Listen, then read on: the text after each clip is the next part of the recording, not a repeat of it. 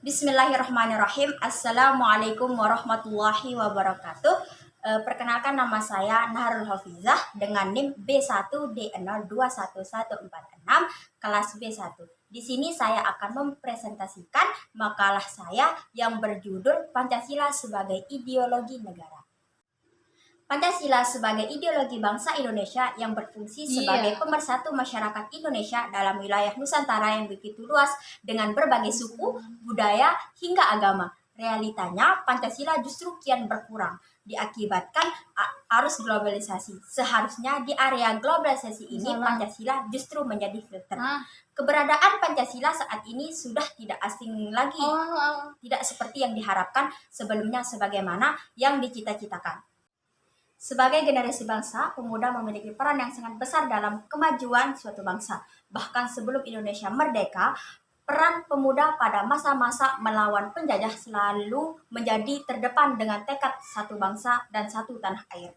Walau negara belum ada tekad, namun hal ini menimbulkan gerakan yang luar biasa. Kini pemuda harus mampu membangun diri sendiri, menyiapkan dirinya untuk bisa menjadi penerus perjuangan pemimpin sebelumnya. Pemuda harus kreatif dan mampu melakukan berbagai kegiatan yang aktif sesuai zamannya dalam mengelola bangsa ini dengan baik, dengan mengembangkan toleransi untuk mencapai hubungan yang harmonis dan jangan mudah terhasut.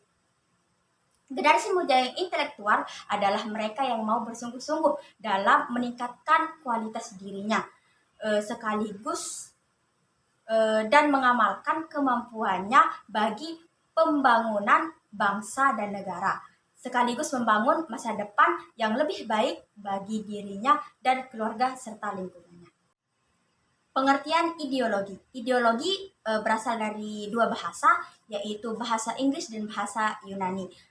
Bahasa Inggris yaitu idea yang artinya gagasan atau pengertian. Sedangkan kata Yunani yaitu oida yang berarti mengetahui, melihat dengan budi.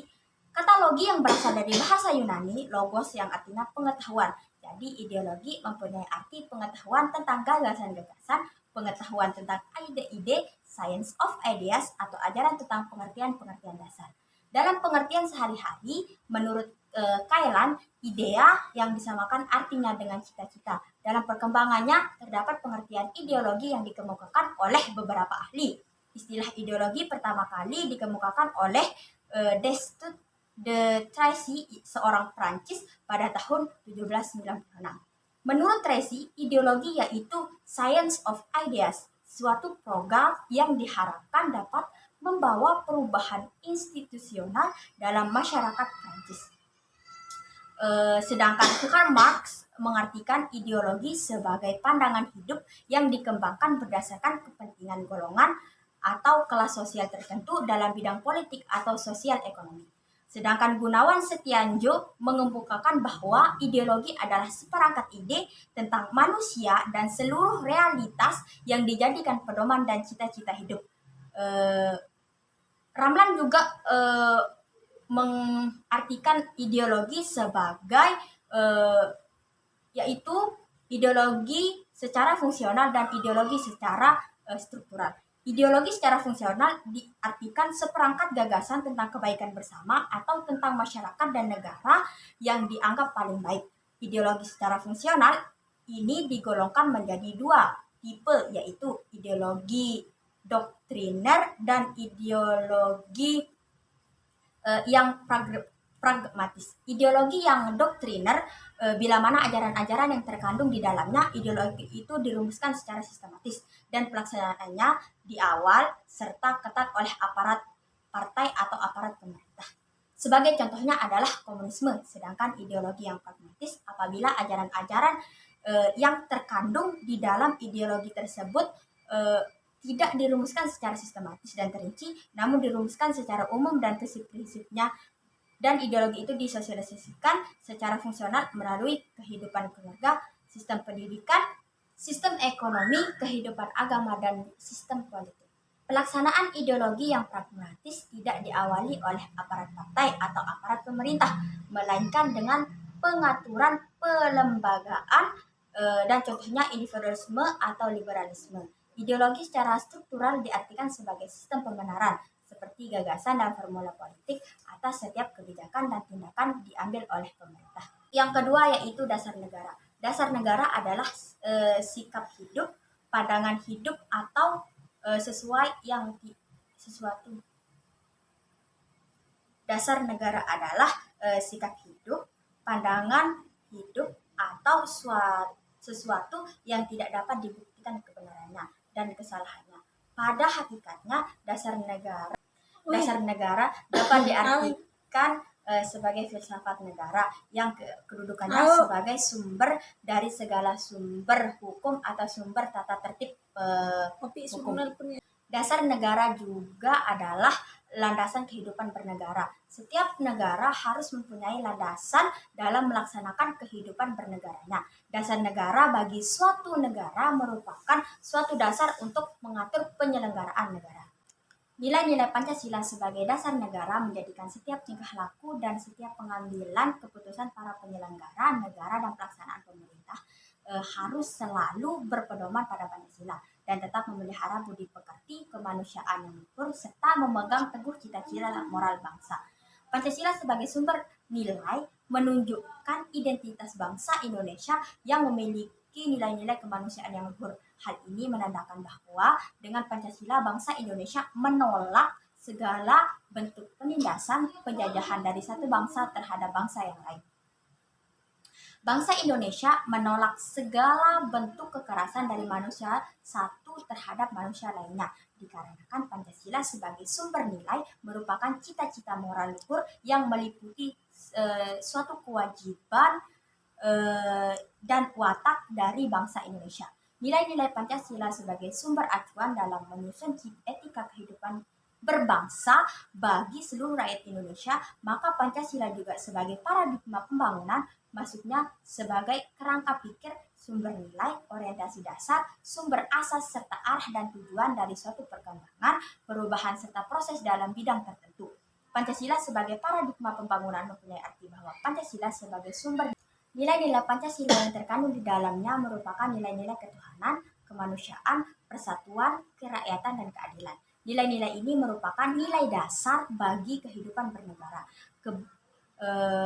kebangsaan dan kemasyarakatan.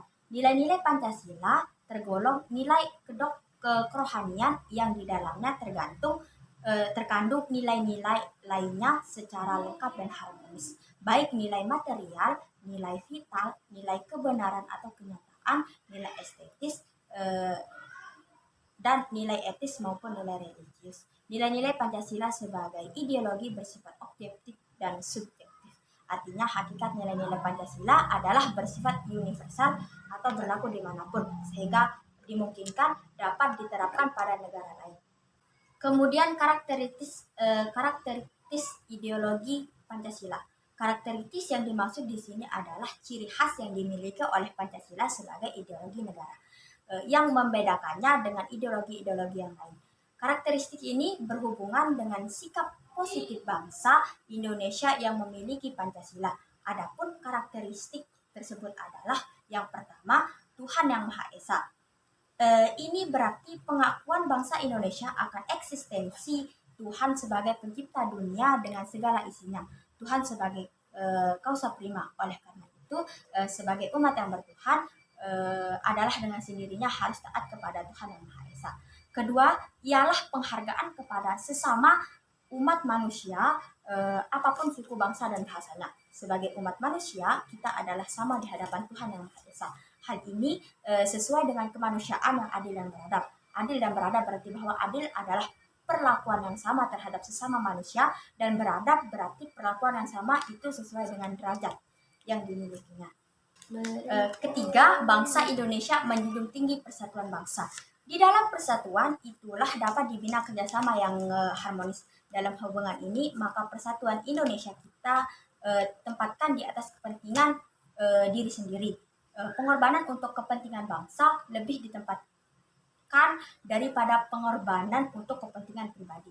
Ini tidak berarti kehidupan pribadi itu diingkari. Sebagai umat yang takwa terhadap Tuhan Yang Maha Esa, maka kehidupan pribadi adalah utama. Namun demikian tidak berarti bahwa demi kepentingan pribadi itu keberagaman bangsa dikorbankan. Keempat adalah bahwa kehidupan kita dalam kemasyarakatan dan bernegara berdasarkan atas sistem demokrasi. Demokrasi yang dianut adalah demokrasi Pancasila. Hal ini sesuai dengan sila keempat, yaitu kerakyatan yang dipimpin oleh hikmat kebijaksanaan dalam permusyawaratan perwakilan. Dalam rangka pelaksanaan demokrasi, kita mementingkan akan musyawarah. Musyawarah tidak dikeluarkan atas kekuasaan mayoritas maupun minoritas. Keputusan apakah bangsa Indonesia sekarang ini sudah menerapkan Pancasila dengan murni dan konsekuen dihasilkan oleh musyawarah itu sendiri. Kita menolak demokrasi liberal. Kelima adalah keadilan sosial bagi seluruh rakyat Indonesia. Keadilan dalam kemakmuran adalah cita-cita bangsa kita sejak masa lampau. Sistem pemerintahan yang kita anut bertujuan untuk tercapainya masyarakat yang adil dan makmur. Demikian secara pokok karakteristik dari Pancasila. Karakteristik yang satu tidak dapat dipisahkan dari yang lain, karena Pancasila itu merupakan satu kesatuan, keutuhan yang saling berkaitan. Namun demikian, keseluruhan itu bernafaskan pada ketuhanan yang Maha Esa, takwa kepada Tuhan yang Maha Esa. Demikian presentasi dari makalah saya yang berjudul Pancasila sebagai Ideologi Negara. Sekian dan terima kasih. Wassalamualaikum warahmatullahi wabarakatuh. Waalaikumsalam.